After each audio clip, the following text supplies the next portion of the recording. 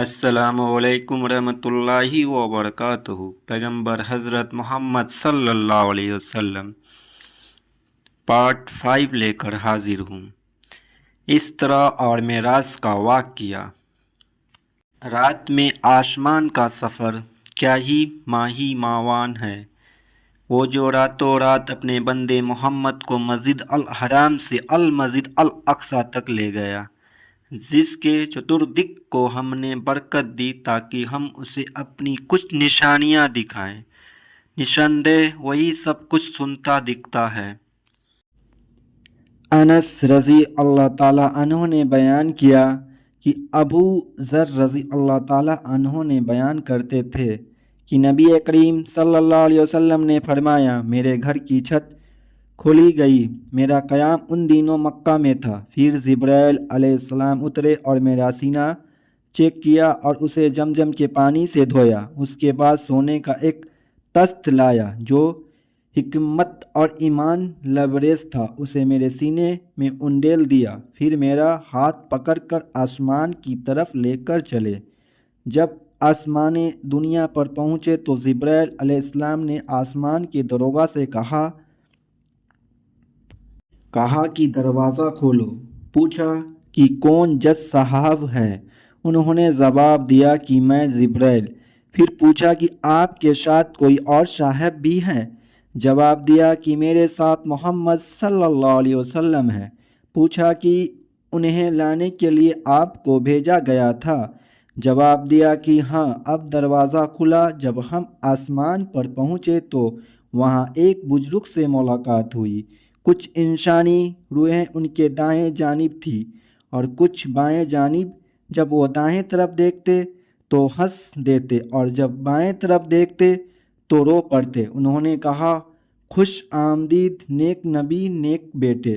میں نے پوچھا، جبرائیل علیہ السلام، یہ صاحب کون بزرگ ہیں؟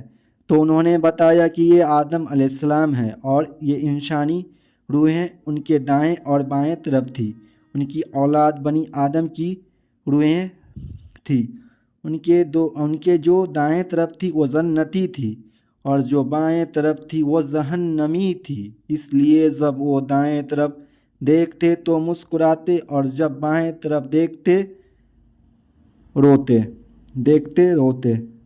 پھر جبرائیل علیہ السلام مجھے اوپر لے کر چڑھے اور دوسرے آسمان پر آئے۔ اس آسمان کے دروغہ سے بھی انہوں نے کہا کہ دروازہ کھولو۔ انہوں نے بھی اسی طرح کے سوالات کیے جو پہلے آسمان پر ہو چکے تھے۔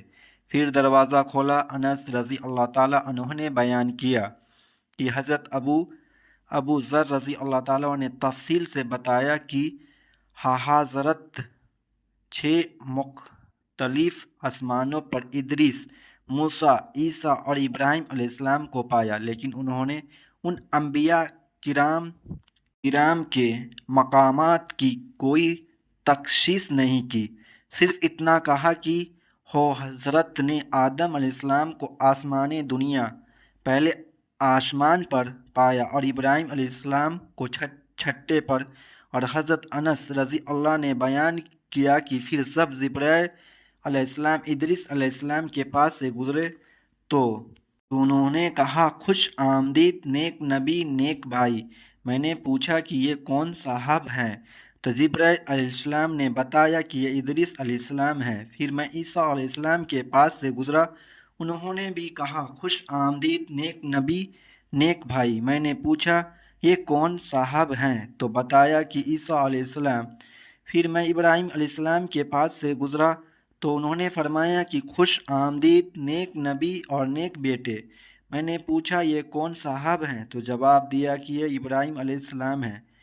ابن صحاب سے جوہری نے بیان کیا اور مجھے ایوب بن حزم نے خبر دی کہ ابن عباس رضی اللہ تعالیٰ عنہ اور ابو حیہ انصاری رضی اللہ تعالیٰ عنہ کا بیان کرتے تھے کہ نبی کریم صلی اللہ علیہ وسلم نے فرمایا، پھر مجھے اوپر لے کر چڑھے اور میں اتنے بلند مقام پر پہنچ گیا جہاں سے قلم کے لکھنے کی آواز صاف سننے لگی تھی۔ ابو بکر بن حزم نے بیان کیا اور انس بن مالک رضی اللہ تعالیٰ عنہ نے بیان کیا کہ نبی کریم صلی اللہ علیہ وسلم نے فرمایا، پھر اللہ تعالیٰ نے 50 وقت کی نماز مجھ پر فرض کی۔ میں اس فریضے کے ساتھ واپس ہوا اور جب موسیٰ علیہ السلام کے پاس سے گزرا تو انہوں نے پوچھا کہ آپ کی امت پر کیا فرض کی گئی ہے؟ میں نے جواب دیا کہ 50 وقت کی نماز ان پر فرض ہوئی ہے۔ انہوں نے کہا کہ آپ اپنے رب کے پاس واپس جائیں کیونکہ آپ کی امت میں اتنی نمازوں کی طاقت نہیں ہے۔ چنانچہ میں واپس ہوا اور رب العالمین کے دربار میں مراجعت کی۔ اس کے نتیجے میں اس کا ایک حصہ کم کر دیا گیا۔ پھر میں موسیٰ علیہ السلام کے پاس آیا اور اس بار بھی انہوں نے کہا کہ اپنے رب سے پھر مراجعت کرے۔ پھر انہوں نے اپنی تفصیلات کا ذکر کیا کہ رب العالمین نے ایک حصے کی پھر کمی کر دی۔ پھر میں موسیٰ علیہ السلام کے پاس آیا اور انہیں خبر کی۔ انہوں نے کہا کہ آپ اپنے رب سے مراجعت کریں کیونکہ آپ کی امت میں اس کی بھی طاقت نہیں ہے۔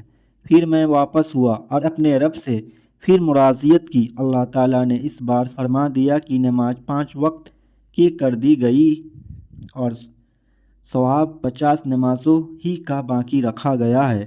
میرا قول بدلہ نہیں کرتا۔ پھر میں موسیٰ علیہ السلام کے پاس آیا تو انہوں نے اب بھی زور دیا کہ اپنے رب سے آپ کو پھر مراجعت کرنی چاہیے، لیکن میں نے کہا کہ مجھے اللہ پاک سے بار بار درخواست کرتے ہوئے اب شرم آتی ہے۔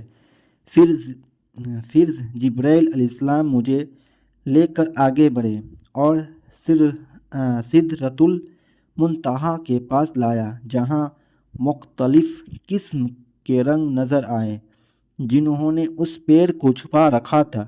میں نہیں جانتا کہ وہ کیا تھے۔ اس کے بعد مجھے جنت میں داخل کیا گیا تو میں نے دیکھا کہ موتی کے گنبد بنے ہوئے ہیں اور اس کی مٹی مسک کی طرح خوشبودار تھی۔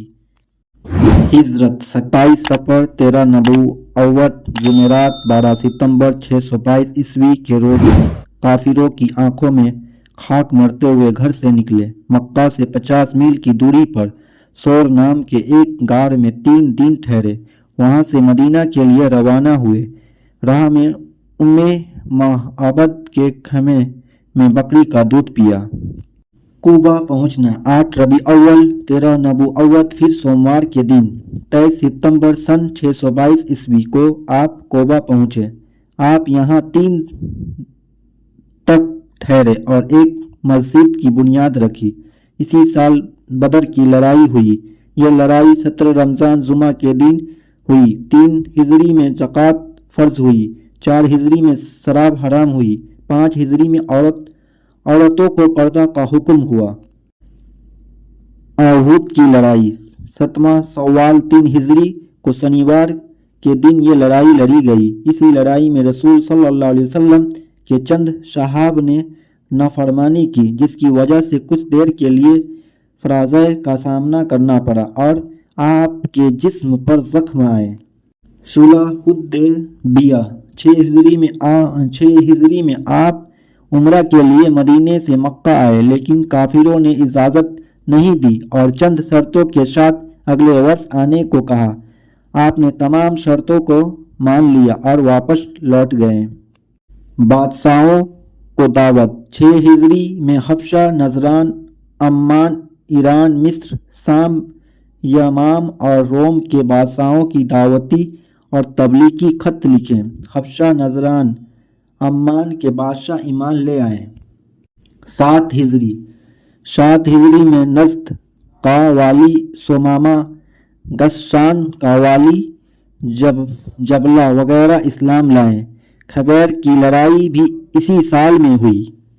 فتح مکہ 8 ہجری میں مکہ فتح ہوا۔ اس کی وجہ سے 6 ہجری میں صلح حدیبیہ کا معاہدہ توڑنا تھا۔ 20 رمضان کو شہر مکہ کے اندر داخل ہوئے اور اونٹ پر اپنے پیچھے آزاد کیے ہوئے غلام حضرت زید کے بیٹے اسامہ کو بٹھائے ہوئے تھے۔ اس فتح میں 2 مسلمان شہید اور 28 کافر مارے گئے۔ آپ صلی اللہ علیہ وسلم نے معافی کا اعلان فرمایا۔ 8 ہجری میں خالد بن ولید، عثمان بن طلحہ، عمر बिन आश, अबू जहल का बेटा इकरामा वगैरह इस्लाम लाए। हुनैन की जंग, मक्का की हार का बदला लेने और काफिरों को खुश रखने के लिए शव्वाल 8 हिजरी में 4000 का लश्कर लेकर हुनैन की वादी में जमा हुए। मुसलमान लश्कर की तादाद 12,000 थी, लेकिन बहुत से सहाबा ने रसूल सल्लल्लाहु अलैहि वसल्लम ने नाफरमानी की, जिसकी वजह से फराज़े का मुंह देखना पड़ा। बाद में अल्लाह की मदद से हालत सुधर गई। 9 हिजरी, इस साल हज फर्ज हुआ। चुनांचा इस साल हजरत सिद्दीकी रजी अल्लाह ताला अन्हु की हिदायत इमामत में इमाम यानी नमाज पढ़ने वाला 300 सहाबा ने हज किया। फिर हज ही के मौके पर हजरत अली ने सूरह तौबा पढ़कर सुनाई। आखिरी हज 10 हिजरी में आपने हज अदा किया। आप इस अंतिम हज में 1,24,000 मुसलमान शरीक हुए। इस हज का खुतबा बयान तकरीर आप आखिरी वाज धार्मिक बयान था। आपने अपने खुतबे में जुदाई की तरह भी इशारा कर दिया था। इसके लिए इस हज का नाम हज से विदाया भी कहा जाने लगा। नबी सल्लल्लाहु अलैहि वसल्लम की आखिरी खुतबा तकरीर। नबी सल्लल्लाहु अलैहि वसल्लम की आखिरी खुतबा जिसमें एक एक बात पर मुसलमानों का अमल होना चाहिए। वो आखिरी खुतबा जो नबी पाक सल्लल्लाहु अलैहि वसल्लम अपने आखिरी हज में तकरीबन 1.25 लाख सहाबा के सामने मैदान अरफात में दिया था, जिसमें आपने पूरे इस्लाम का खुलासा बयान कर दिया था। और तारीख 9 जिल लिहाजा 10 हिजरी थी। तो आज उस पूरे खुतबे में से सिर्फ 15 अहम बातें हम आपके सामने बयान करेंगे। नंबर 1, ए लोगों सुनो, मुझे नहीं लगता अगले साल मैं यहाँ तुम्हारे बीच मौजूद रहूँगा, इसलिए मेरी बातों को गौर से सुनो और उन लोगों तक पहुँचाओ जो लोग यहाँ नहीं पहुँच सके। नंबर 2, ए लोगों, जिस तरह आज का ये दिन, ये महीना और ये जगह इज्जत और हुर्मत वाले हैं, बिल्कुल इसी तरह हर मुसलमान की जिंदगी इज्जत और माल इज्जत और हुर्मत वाले हैं। तुम उसमें छेड़छाड़ नहीं कर सकते। नंबर 3, लोगों के माल और उनकी अमानतें उनको वापस करो। नंबर 4, किसी को तंग न करो और न ही किसी का कोई नुकसान करो, ताकि तुम भी हिफाजत से रहो। नंबर 5, याद रखो आपको अल्लाह से मिलना है और अल्लाह तुमसे तुम्हारे अमाल के बारे में सवाल करेंगे। नंबर 6, अल्लाह ताला ने सूद को ख़त्म कर दिया है, इसलिए आज से सूद का लेन देन ख़त्म कर दो। नंबर 7, तुम औरतों पर हक रखते हो और वो तुम पर रखती है। जब वो हकूक़ पूरे कर रही है तो तुम पर ज़रूरी है कि तुम उनकी जिम्मेदारियां पूरी करो। नंबर 8, औरतों के बारे में नर्म रवैया रखो, क्योंकि वो जीवन साथी है और बेइंतहा खिदमत गुजार होती है। नंबर 9, कभी ज़िना के करीब भी मत जाना।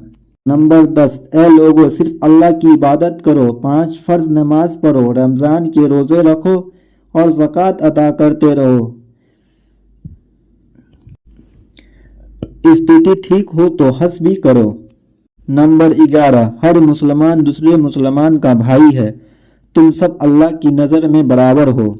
नंबर 12, याद रखो तुम सब एक दिन अल्लाह के सामने आप अपने अमाल की जवाबदेही के लिए पेश होना है। नंबर 13, खबरदार रहो मेरे बाद गुमराह न हो जाना, और याद रखना मेरे बाद कोई नबी नहीं आने वाला और न ही कोई नया दिन लाया जाएगा। नंबर 14, और याद रहे मैं तुम्हारे दरमियान 2 चीज़ें छोड़कर जा रहा हूँ, एक है कुरान, दूसरी है सुन्नत हदीस। अगर तुमने इनकी पैरवी की तुम तो कभी गुमराह नहीं होगे। नंबर 15, सुनो तुम में से जो लोग यहाँ मौजूद है तो ये बात अगले लोगों तक पहुँचाएं, फिर तो अगले लोगों तक पहुँचाएंगे। پھر محمد صلی اللہ علیہ وسلم نے اپنا چہرہ آسمان کی طرف اٹھا کر فرمایا، اے اللہ، گواہ رکھنا میں نے تیرا پیغام تیرے بندوں تک پہنچا دیا۔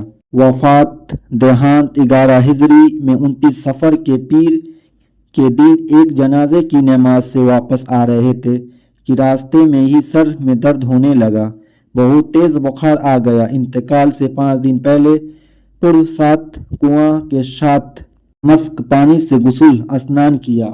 یہ بدھ کا دن تھا۔ جمعرات کو دن اہم وصیتیں فرمائیں۔ ایک دن قبل اپنے 40 غلاموں کو آزاد کیا، ساری نقدی دان کر دی۔ تین دن پیر سوموار کا تھا۔ اسی دن 12 ربیع الاول 11 ہجری 47 کے سمے آپ اس دنیا سے رخصت کر گئے۔ چاند کی تاریخ کے حساب سے آپ کی عمر 63 سال 4 دن کی تھی۔ یہ بات خاص طور پر دھیان میں رہے کہ آپ کی نماز جنازہ کسی نے نہیں پڑھائی۔ باری باری 4 4 6 6 لوگ عائشہ رضی اللہ تعالی عنہ کے گھر حجرے میں جاتے تھے اور اپنے طور پر پڑھ کر واپس آ جاتے تھے۔ یہ طریقہ حضرت ابو بکر رضی اللہ تعالی عنہ نے سجایا تھا اور حضرت عمر رضی اللہ تعالی عنہ نے اس کی منظوری کی اور سب نے عمل کیا۔ انتقال کے بعد حضرت عائشہ رضی اللہ تعالی عنہ کے کمرے میں جہاں انتقال فرمایا تھا دفن کیے گئے۔